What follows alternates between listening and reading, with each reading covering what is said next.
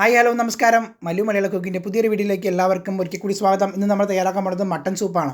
ആട്ടിൻ്റെ കാലുകൊണ്ടാണ് നമ്മളിന്ന് സൂപ്പ് ഉണ്ടാക്കാൻ പോകുന്നത്. നല്ല അടിപൊളി സിമ്പിളായിട്ട് ഉണ്ടാക്കാൻ പറ്റുന്ന ഒരു അടിപൊളി റെസിപ്പിയാണിത്.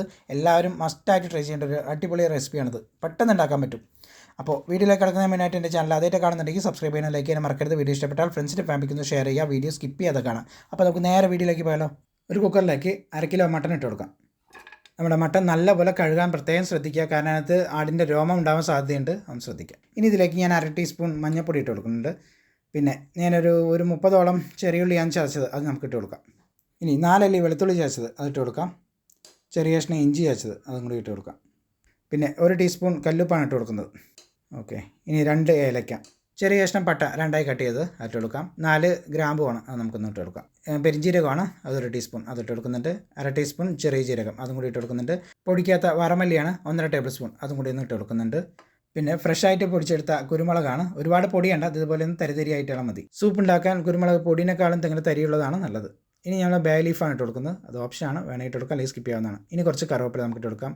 കുറച്ച് മല്ലിയില അതും കൂടി ഒന്ന് ഇട്ട് കൊടുക്കുന്നുണ്ട്. ഇനി നമുക്ക് വെള്ളം ഒഴിച്ച് കൊടുക്കാം. വേവാൻ ആവശ്യമായിട്ടുള്ള 1 ലിറ്റർ വെള്ളമാണ് ഞാൻ അവിടെ ഒഴിച്ച് കൊടുക്കുന്നത്. ഇനി നമുക്ക് കുക്കർ ഒന്ന് അടച്ച് ഹൈ ഫ്ലെയിമിൽ 1 വിസിലും മീഡിയം ഫ്ലെയിമിൽ 10 വിസിലും അടിക്കുന്ന രീതിയിൽ നമുക്ക് സെറ്റാക്കി എടുക്കാം. നമ്മുടെ സൂപ്പിനായതുകൊണ്ട് നല്ലപോലെ വെന്ത് കിട്ടണം. നമ്മുടെ എല്ലും ഇറച്ചിയൊക്കെ നല്ലപോലെ സെറ്റായി കിട്ടാൻ വേണ്ടിയിട്ടാണ് ഇത്രയും വിസിലടിക്കുന്നത്. ഇതാണ്ടോ, വിസിലൊക്കെ അടിച്ച് പ്രഷറൊക്കെ പോയി. ഇതാ, നമുക്കിനി ഒന്ന് തുറന്ന് നോക്കാം. ടോട്ടൽ 11 വിസിലടിച്ചിട്ടുണ്ട്. ഇതാ, ഇനി നമുക്കൊന്ന് ഹൈ ഫ്ലെയിമിൽ തീ ഒന്ന് കത്തിക്കാം. ഇതിലേക്ക് 1 ടീസ്പൂൺ തരിയുള്ള കുരുമുളക് അത് നമുക്കൊന്ന് ഇട്ട് കൊടുക്കാം. നമ്മുടെ സൂപ്പ് ഇതാ നല്ല രീതിയിൽ തിള വന്നിട്ടുണ്ട്. നമുക്ക് നല്ലപോലെ ഒന്ന് ഇളക്കി കൊടുക്കാം. ഇതാണ്ടോ, നമ്മുടെ മട്ടനൊക്കെ നല്ലപോലെ സെറ്റായിട്ട് വന്നിട്ടുണ്ട്. നല്ലപോലെ വെന്ത് റെഡി ആയിട്ടുണ്ട്.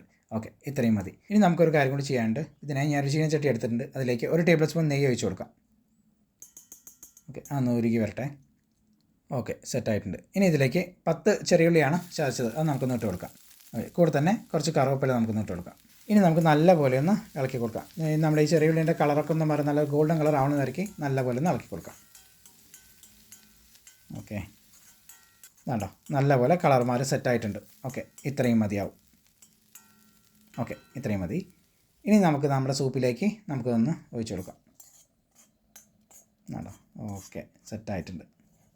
ഇനി ഇതിൻ്റെ മേൽക്കൂടെ നമുക്ക് കുറച്ച് മല്ലിയിലിട്ട് കൊടുക്കാം. ഓക്കെ, ഇനി നല്ലപോലെ ഒന്ന് ഇളക്കി കൊടുക്കാം. അപ്പോൾ ഇത്രയേ ഉള്ളൂ, നമ്മുടെ മട്ടൻ സൂപ്പ് ഇവിടെ റെഡി ആയിട്ടുണ്ട്. നിങ്ങൾക്കിത് കാണുമ്പോൾ തന്നെ മനസ്സിലാവും, നല്ല കുറുകിയിട്ടുള്ള നല്ല അടിപൊളി സൂപ്പാണിത്. മസ്റ്റായിട്ട് ട്രൈ ചെയ്യേണ്ട ഒരു അടിപൊളി ഐറ്റമാണത്. ഈ രീതിയിൽ ഹെൽത്തി സൂപ്പ് ഉണ്ടാക്കാൻ മറക്കരുത്. ഇതുപോലെ ഉണ്ടാക്കുകയാണെങ്കിൽ വേറെ ലെവലാണ് ഇതിൻ്റെ രുചി. ഇത് കുടിക്കാൻ ഇനിയിപ്പോൾ കർക്കിടക മാസമോ അല്ലെങ്കിൽ വേറെ ഏതെങ്കിലും നോക്കണം അങ്ങനെയൊന്നുമില്ലത്. ഏത് സമയത്തും ഏത് പ്രായക്കാർക്ക് എപ്പോൾ വേണമെങ്കിൽ കഴിക്കാൻ പറ്റുന്നതാണ്. നല്ല അടിപൊളിയായിട്ട് സെറ്റായിട്ട് നമുക്ക് ഇതേപോലെ ഉണ്ടാക്കാൻ പറ്റും. അപ്പോൾ ഇന്നത്തെ വീഡിയോ ഇത്രയേ ഉള്ളൂ. എല്ലാവർക്കും വീഡിയോ ഇഷ്ടപ്പെട്ടെന്ന് വിചാരിക്കുന്നു. വീഡിയോ ഇഷ്ടപ്പെട്ടാൽ ഫ്രണ്ട്സിനും ഫാമിലിക്ക് ഒന്ന് ഷെയർ ചെയ്യുക. ഇതുപോലെ നിങ്ങളൊന്ന് ഉണ്ടാക്കി നോക്കിയിട്ട് അഭിപ്രായം എന്ത് തന്നെയാണെങ്കിലും ഒന്ന് കമൻറ്റ് ചെയ്യാൻ മറക്കരുത്. പുതിയൊരു റെസിപ്പിയായിട്ട് അടുത്ത വീഡിയോയിൽ കാണാം. താങ്ക്